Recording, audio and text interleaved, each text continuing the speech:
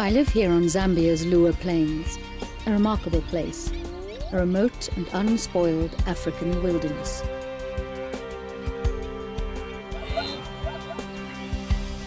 It is a dramatic landscape where heavy rains transform the golden grasslands into a floodplain. This is the source of the mighty Zambezi.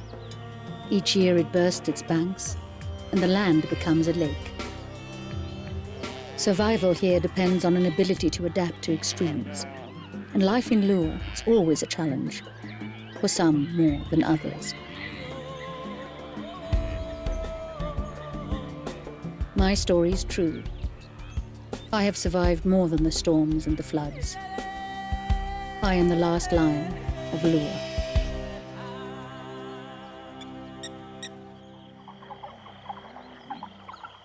I have lived here all my life. Those that share my home call me Lady Liuwa. I am alone now, but I once belonged to the mighty Liuwa pride. We were strong and successful, and had hunted these plains for many years.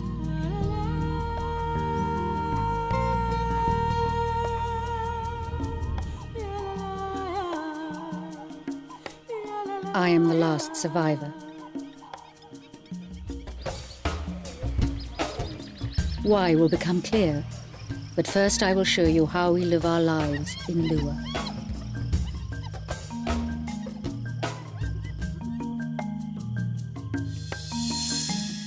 On these plains, the hunted and the hunter face enormous challenges. I have had to adapt more than most. Each year the landscape changes.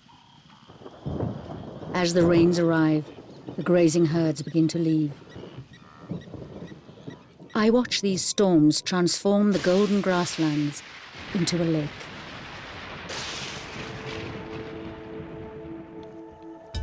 For the predators that stay behind, there's less to eat. You could say I'm fortunate. I have only one mouth to feed.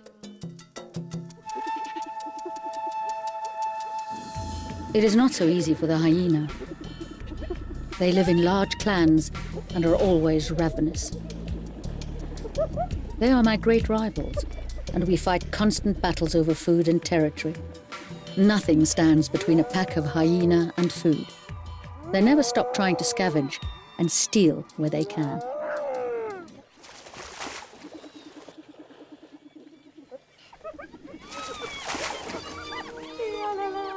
They make life very tough for a lone lion. The hyenas may dominate the Liuwa now, but it was not always like this.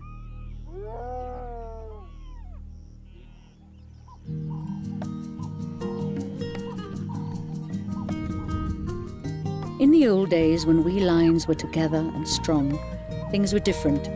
We always had plenty of food, and there were enough of us to keep the hyenas away from our precious kill. We ate well and never went hungry, but we only ever took what we needed. I see that the humans who live here do the same. Like us, they adapt and make a home of the savannah and the lake. The Lawsi people have lived here as long as we have. For many years, they were the only people I ever saw. They leave us alone because they don't see us as a threat. The Liuwa is remote and isolated.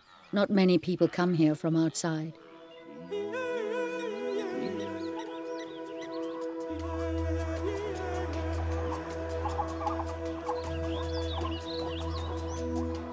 Each year we are overrun by huge herds.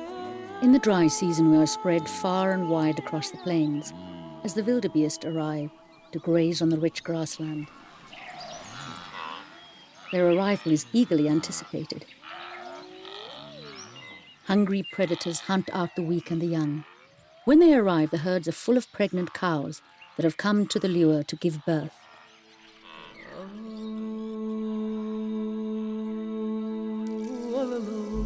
At the edge of the plain is King's Pool. This place is the only home I have ever known. Set among the trees, it was safe and provided the pride with welcome shade. But today the trees of King's Pool help me to hide and keep watch over the vast plain.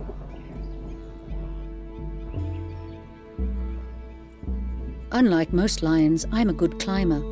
From here I can view the whole of the Liuwa, and up here I feel secure. I can also see the first storms approaching.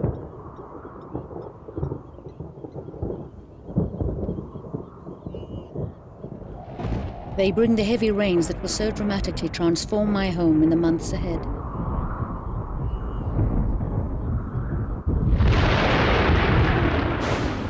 This is a time when the peace and the quiet of the plain is suddenly broken. As the downpour begins, the parched ground absorbs every drop.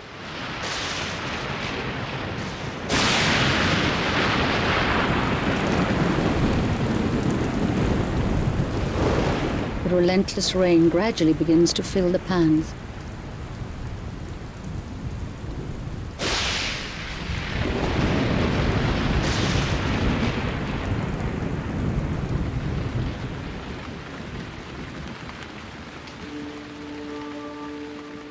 While my enemies go to ground, the wildebeest can only huddle together and wait the storm out. The storms in Liuwa are always violent and unsettling for us. But to me they are even more frightening because they bring back bad memories from the past.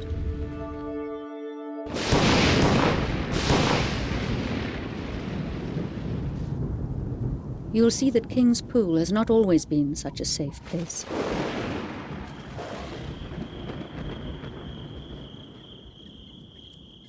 Once the first rains pass, the plains appear even more vivid, and the wildebeest herds are more vigorous.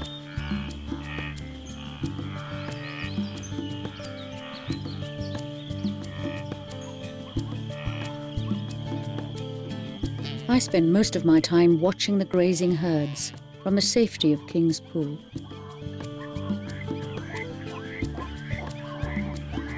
When I need to, I hunt. But for a loner like me, hunting takes a lot of valuable energy.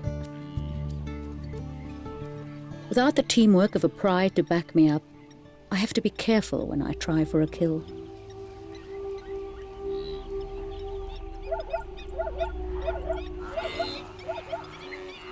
Most of the time, I have to watch the wildebeest gorging on the lush grassland while I sit here getting hungrier. Being alone has taught me how to be patient. This is not the right time. But I know that is all about to change.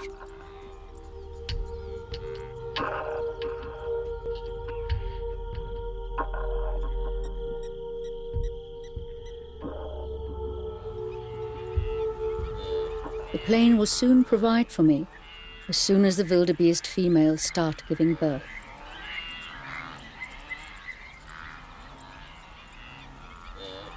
This strategy is no secret. We predators all know how to take advantage of the weak. Just as it brings new life to the herds, the Liuwa also brings great danger. These marauding packs of hyenas are their greatest threat, and mine. They outnumber me, and soon the pungent scent of the breeding herd attracts them like flies to a corpse.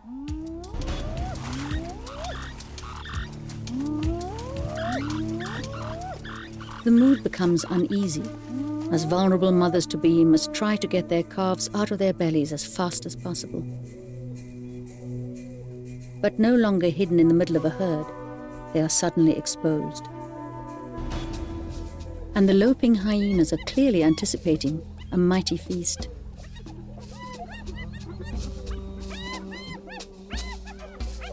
I watch one calf struggle even more than usual. Her calf is taking its time, and she's drawing unwelcome attention.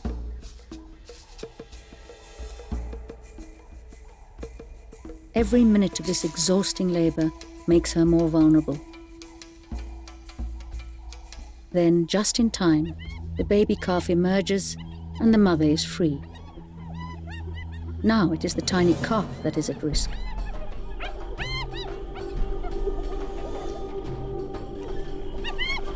Like typical hyenas, they are distracted by the promise of an even easier kill.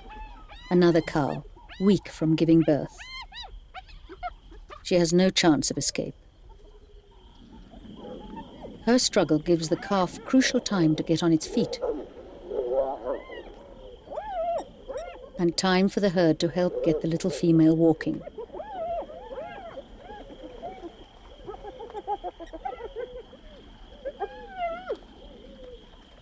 Every second the hyenas are distracted helps the little calf's chances of survival.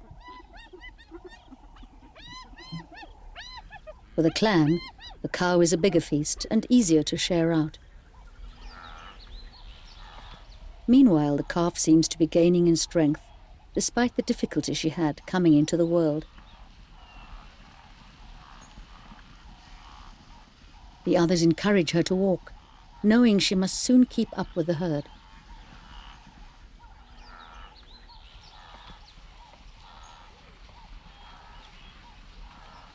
But as she gains in strength, I see that her mother has been weakened by the drawn-out birth.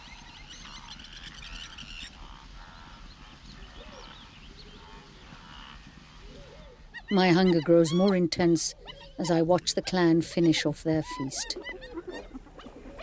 until the last morsels start a squabble, and a challenge that must be dealt with firmly. Those lower down the ranks are pushed away, while the all-powerful female of the clan and her closest relatives will continue to feed. The rest will have to wait for the next opportunity, in the hope of being satisfied. I can only watch as the hyena go on the prowl yet again. There are plenty more calves that could be separated from their mothers. So it is crucial for the young wildebeest to learn quickly how to run fast. One day they will be able to outrun the hyenas, but while they are this small and unsteady, they are easy prey. I watch the hyenas skulk amongst the herd looking for another victim, and I see the skies begin to fill with the first of the scavengers.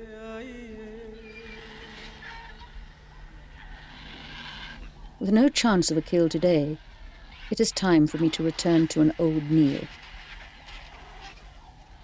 I too have learned how to scavenge. It is crucial for my survival. I feed over and over from the same carcass.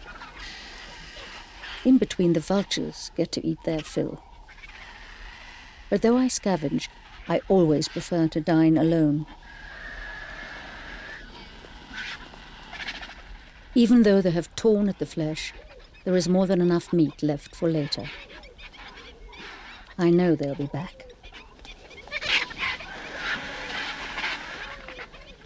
All I can really do is show them I have first pick at a kill. Of course, being a lion, I did not always scavenge. We were a family of great hunters. Back in the days of the Liuwa pride, I was the only female cub born in my litter that year. My older cousins were my teachers. I learnt as we played together. These games we all enjoyed built my strength and taught me how to stalk and catch prey. The pride always felt like it was in safe hands. My father was our leader. He was a magnificent and distinctive black-maned lion. There were no other rivals here to challenge him, so from the moment he set foot in Liuwa, he made it his own.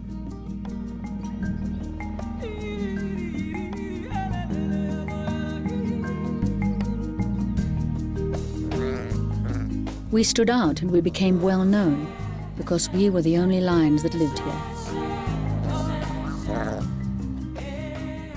And we may be the last. Back then, my family had nothing to worry about.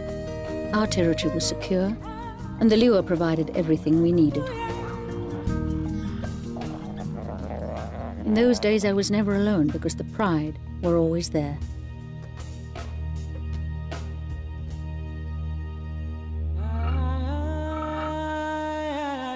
But since they've gone and I've been on my own, I've never seen another lion. Most of my life, I've had to learn how to survive alone.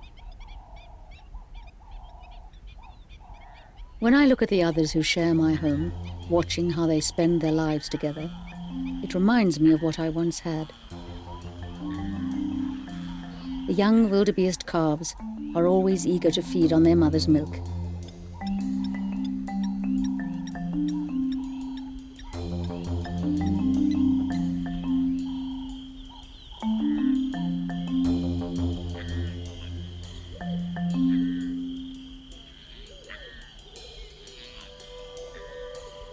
This is also an important time for the new calves to bond with the rest of their herd.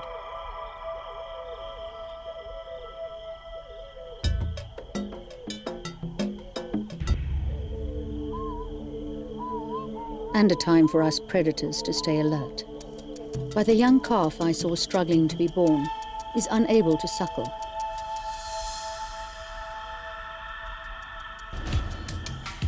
Although her mother is weak and has no milk, the calf does not leave her side. Sensing this as another opportunity, the hyenas are already on the move.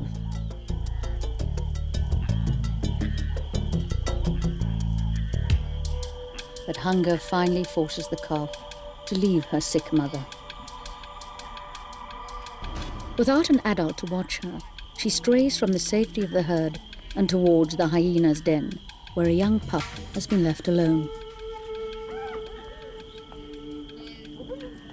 The wandering calf is soon spotted.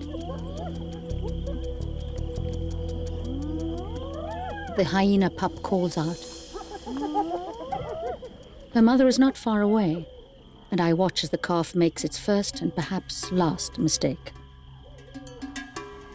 Without an adult to look after her, she's heading into terrible danger. Seeing his mother is close, the inquisitive pup is a little braver.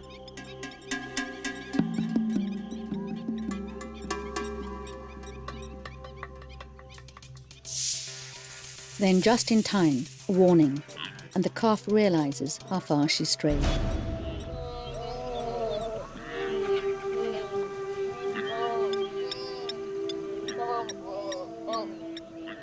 Instinct takes her back to the safety of the herd.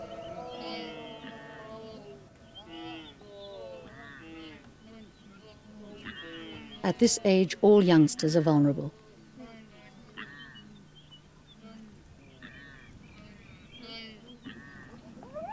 She'll need careful watching.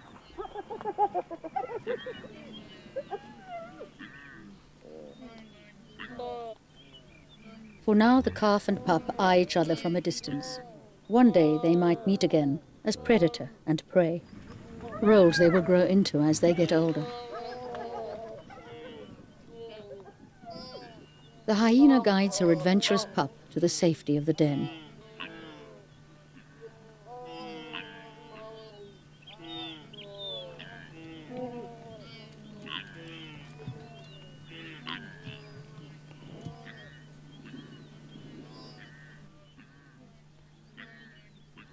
I watch the calf now back among the safety of her herd, and she's searching desperately for her mother, who's nowhere to be seen.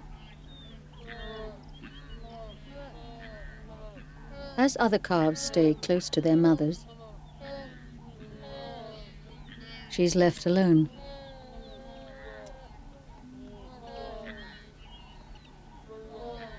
Even among so many, it seems you can still feel isolated and abandoned.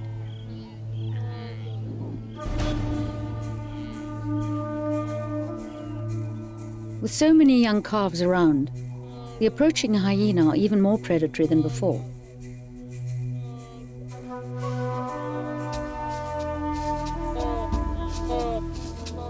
Still calling, the calf seems desperate to find its mother as the herd starts to move on.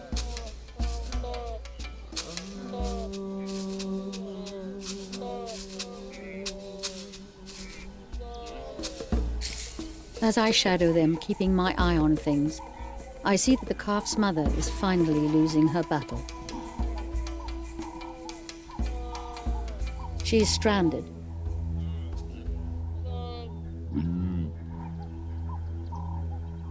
As the herd watch helplessly, I see the hyena working out its best chance of another meal.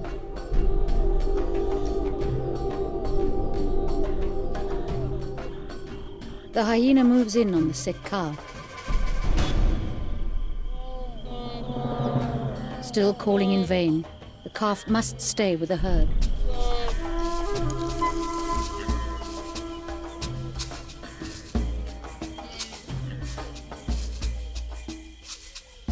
This is the savage face of life in Liuwa. I wish it could be me taking advantage of this opportunity, but all I can do is watch from the sidelines as my arch-enemy secure another valuable feast for themselves.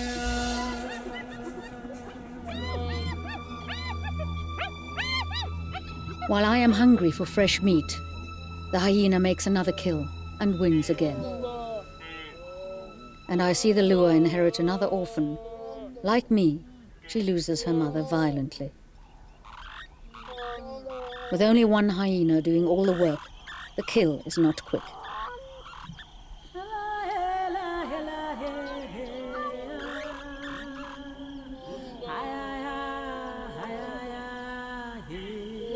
The orphaned calf has learned a hard lesson in life. But she can fight the survival odds too. She can still try to find her place among the herd.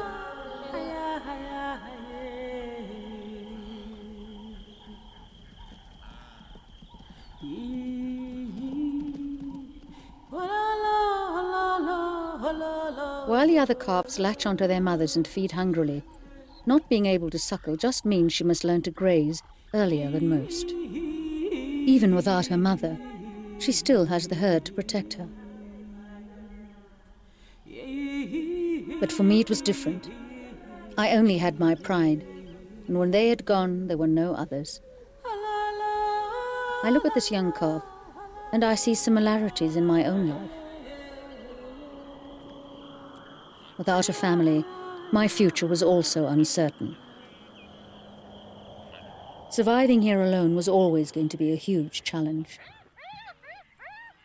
The greatest threat I face is from the hyenas. These powerful residents of the plains are my rivals for food and my enemies for territory, for as long as I have lived in Liuwa. They challenge me time and time again. Hyenas always see your vulnerable side and know just how to take advantage of it.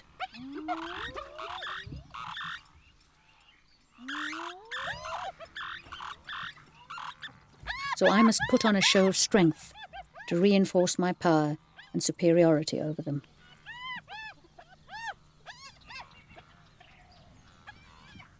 A routine I must constantly carry out is to stake my claim on this land, strengthening my fading scent boundaries and confronting the hyenas who come to challenge me.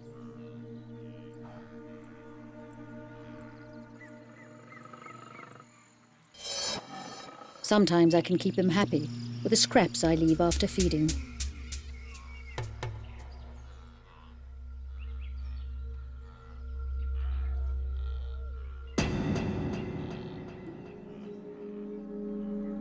Unlike me, they'll even steal the bones of the carcass to crush and eat. It's a clever distraction I have learned to use. When there's food on offer, they forget about fighting me for this land.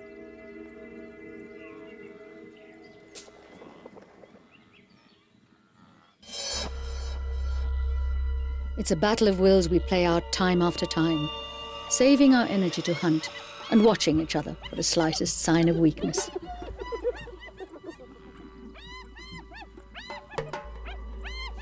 If I had my pride with me, the hyena would never dare come this close.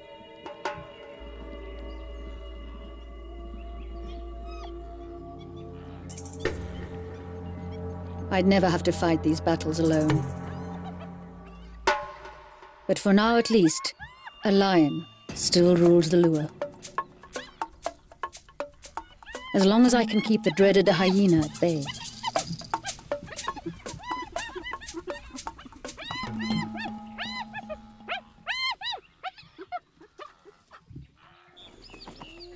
Scavenging is such a change from the life I once led as one of the great Liuwa pride.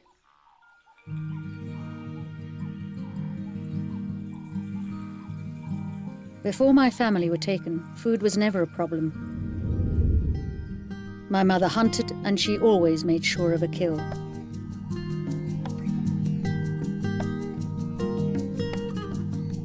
She brought the carcass back for the whole pride to feed from. My father would always be the first to eat. Only after he had finished feeding, we'd hear our mother calling out to us. That was our cue to join the feast. Our mother brought us what was left.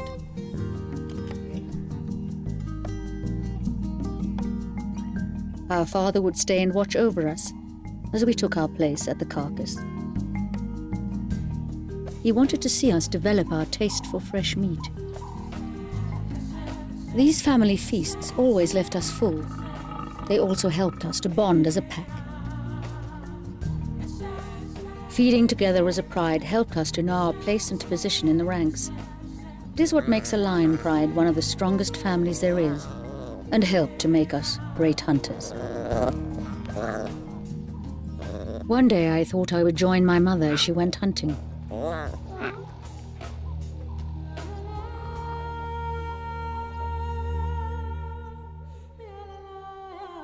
But I never did. I don't get much fresh meat now, but there's still enough to scavenge and keep me well fed. Looking at the young orphaned calf, I think things will be different for her. Wildebeest have the advantage of strength in numbers. She will grow up as one among many thousands.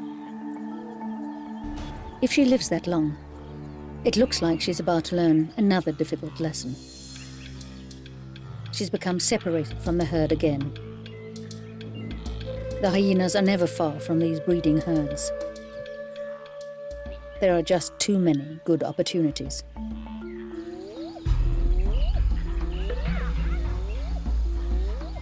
So the wildebeest must be constantly on the lookout. I watch the hyena provoke the herd. They move as one, packed as close together as possible. Then the hyenas start to circle the grazing herd. I know the way they work. I've been forced to watch them year after year. The orphaned calf is suddenly confused, and the hyena makes its move. Suddenly, zebra and wildebeest both make a dash for safety, and the calf's instincts kick in as it follows them.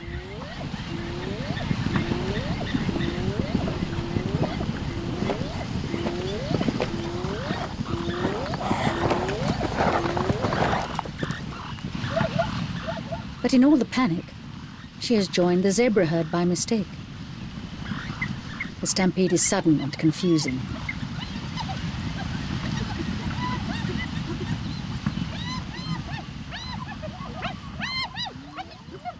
Then the calf gets another break. The two herds have bolted in the same direction. She's soon safely back with her own kind. And something else has distracted the hyena. Yet again, they have been drawn by the lure of an easier opportunity. One of the zebra is injured and has fallen behind. If there's one thing any predator knows can lead to a meal, it's a straggler. The zebra is not getting away,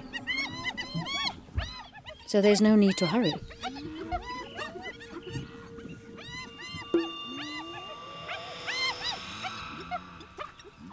But zebras are big, and the hyena calls for help.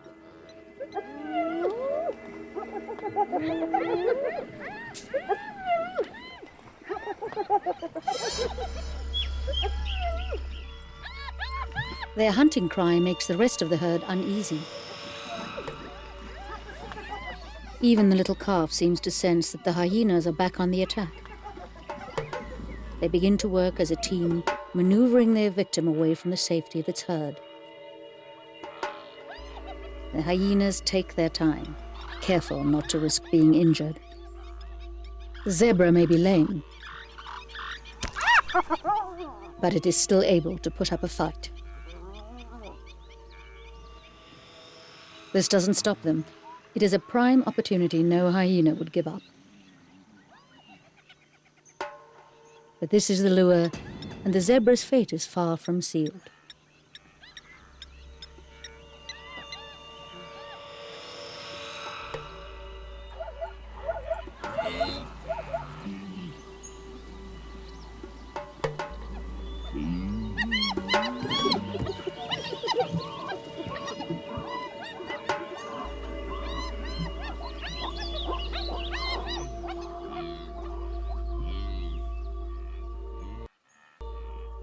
The lame zebra is not as alone as it appears, and the other zebras have seen the danger it's in. If the injured one can't get back to the herd, then the herd can always come to the rescue. The zebras have won the day. They have saved this one's life, for now at least. And I can enjoy the look of defeat on the hyena's face. For once, I don't need to watch them enjoy another fresh kill, with their faces bloodied and their bellies full.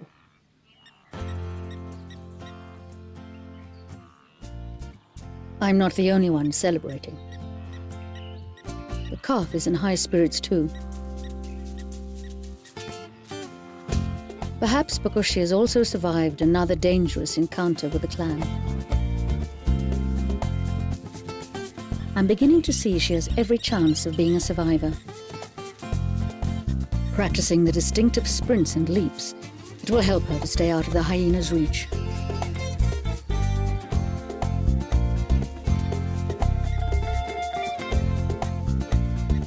But she still has to settle into her life among the herd. Such massive numbers need good organization and strong leadership.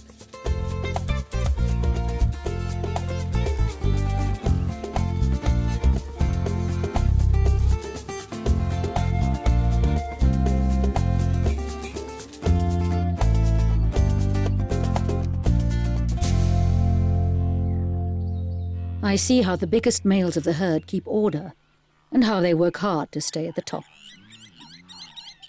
Out in the plain, the adults fight their battles for power, and the young ones mimic them. Games that will one day decide who will lead the herd. I have no one to play these games with anymore.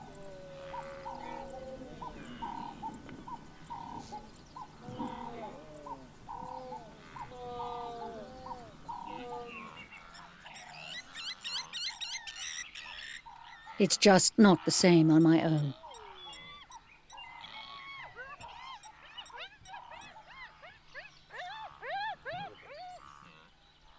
Even the hyenas want to play, sometimes.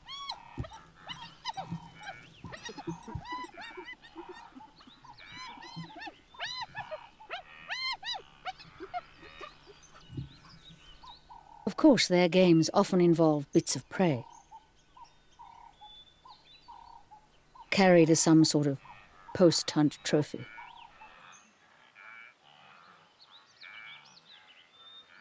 At least now they're not trying to steal from me or take my territory.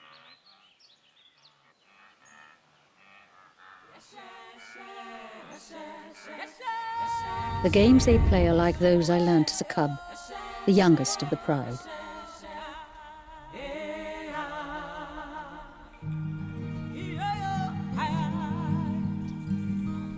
When we had time together, we could indulge in innocent games.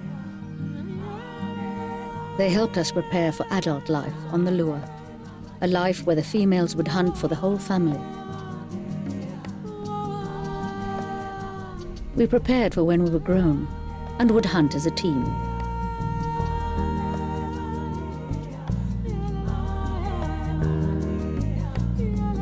Our mother would keep an eye on us, and just one look would keep us in line.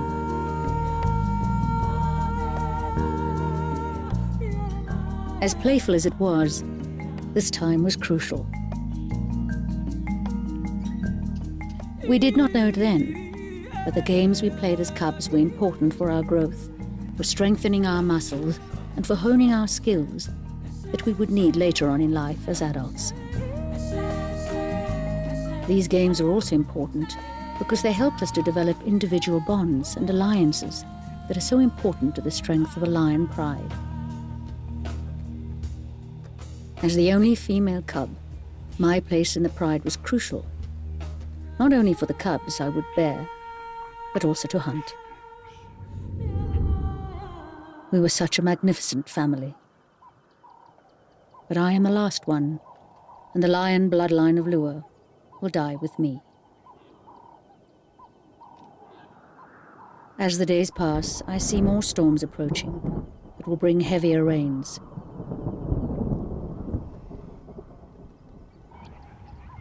The skies are heavy with dark clouds, and in the coming weeks the plain will become a lake. The herds are grazing harder than ever. They must take what they can of the rich grass before it disappears under the water.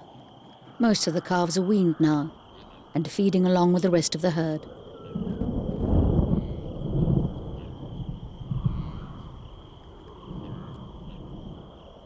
While the early rains are providing us all with plenty to drink, the real flood is about to hit.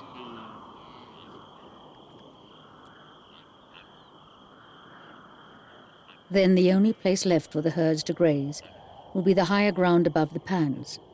But the herds must leave these small islands of grass before the water becomes too deep. The young calves become nervous. This is their first rainy season, and they sense something is about to happen.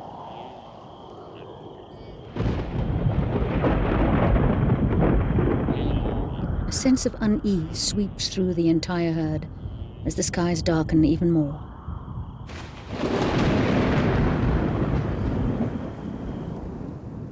Even the hardy hyena are looking for cover.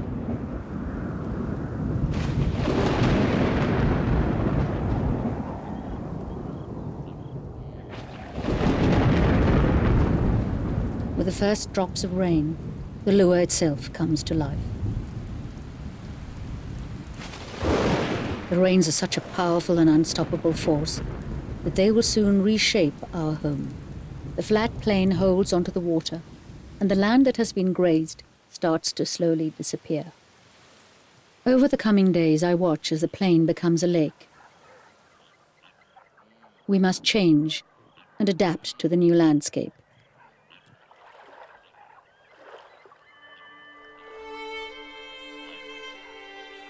It is not just the animals of the plain who can find a way to live here. For the Lawsy people who share this place with us, the flood is a special time.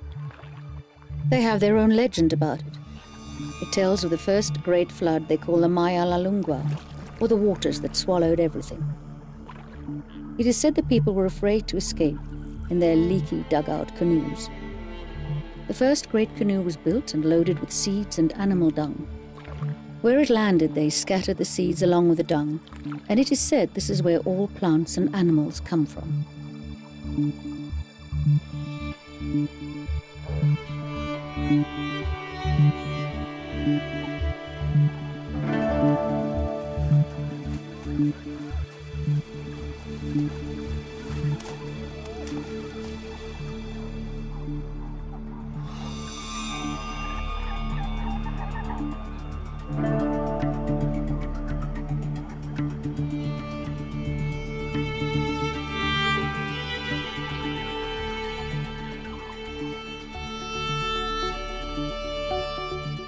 The waters that pour into the Liuwa bring so much nourishment to the land that the grasslands are among the richest of all.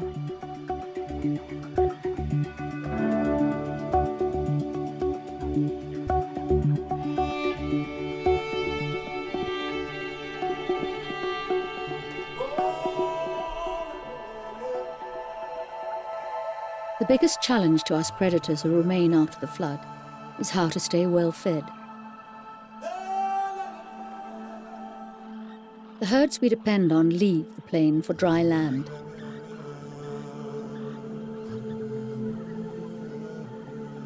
We predators must find other prey. often harder for us to hunt. And even those we usually chase can outrun us in the grip of the rising waters.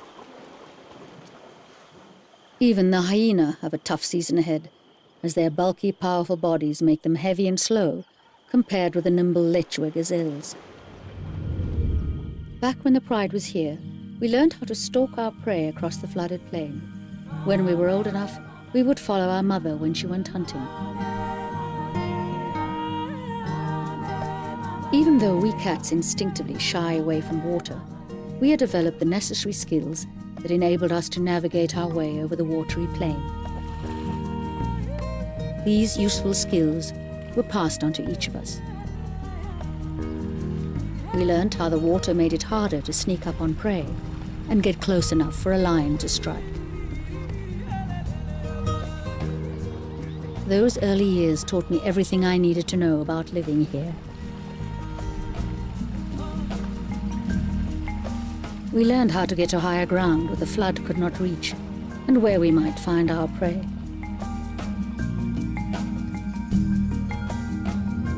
These days I can only keep control of a small territory to hunt in. I use the streams and rivers as borders. But I also see how the Lawsi people use them as highways through the Liuwa floodplain. The beginning of the Kamboka, meaning out of the water. It begins as the river starts to swell and cover the grassland. This is the way the people of the plain adapt to the floods. They build their boats and prepare for the water. Like us, their lives are shaped by the changing mood of the Zambezi River as it bursts its banks and floods the Liuwa.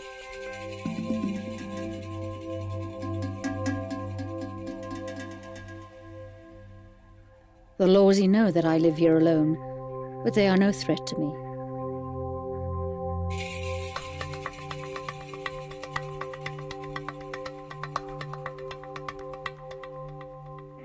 All of us are left in peace by them.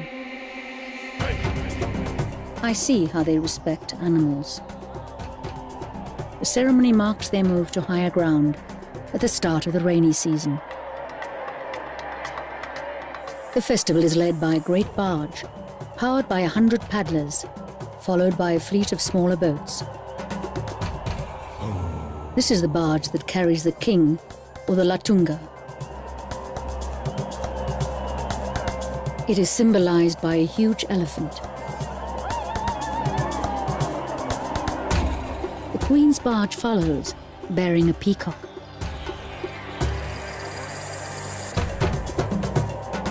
During the procession, they move to higher ground, away from the lower plain that is flooded. I know I will see them again after the waters disappear.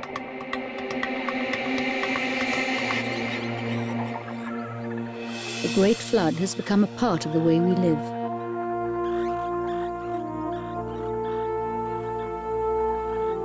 It brings to the land a rich variety of color and new life.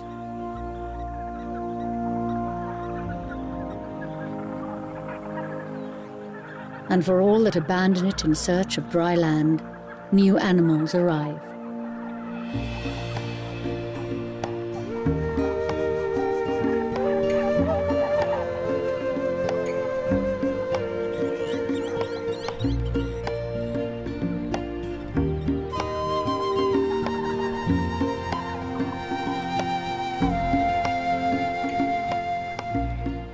Water attracts thousands of birds that come here to breed.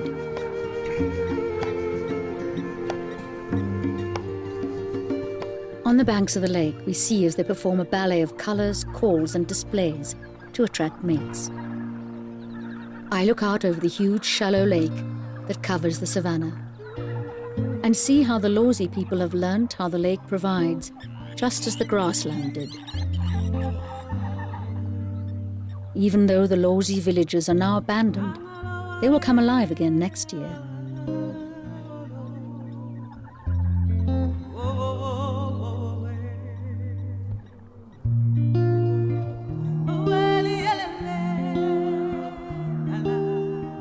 Yeah.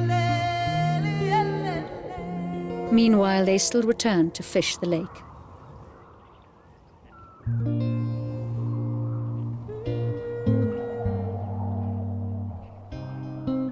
Ever since I was born, they have done this. We always knew why they came and felt sure that they were no threat to us. We lived in peace. I had never seen anyone else apart from the people of the plain until that terrible day. At almost 2 years of age, I began hunting. And being the only female in my litter, I found myself spending many hours away from King's Pool, practicing my stalking skills and learning how to hunt. I was out on the plains when I saw the strangers moving across the grassland. They were not like the Lawsy people. They were different. They were heading towards King's Pool, towards my pride. Loud noises frightened all the birds and the animals.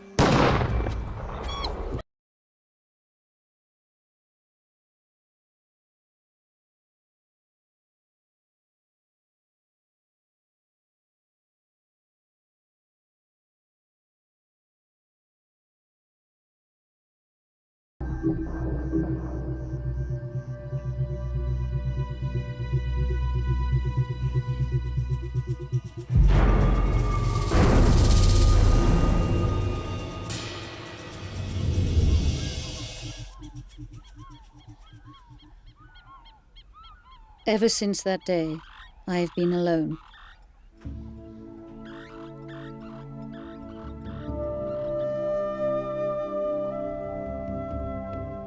My family had been shot. None of them survived.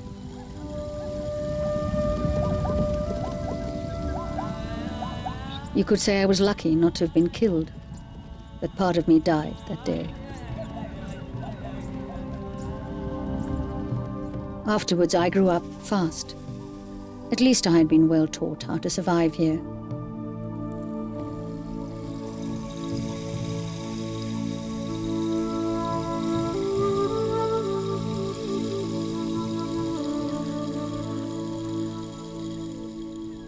And for all of us who hunt these plains, the lure still provides. It is peaceful again now.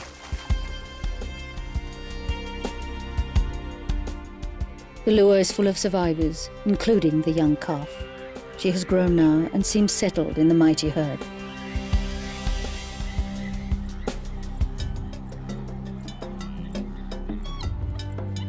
She's going with them as they leave once again. Most of the rich lure grass is now covered, and the wildebeest use the last of the high ground to make their escape. But they will be back next year. And my rivals, the hyena, will be waiting for them. And as the grassy plains change into a vast lake, and then back again into a lush carpet of succulent greenery, I will witness the dramatic changes of the season. For I am the last Lion of Liuwa, and it is my destiny to wait here, until, as before, more lions journey to this place. And once again reclaim their rightful status as the Liuwa pride. But until this happens, I am content to stand guard over my beloved plains.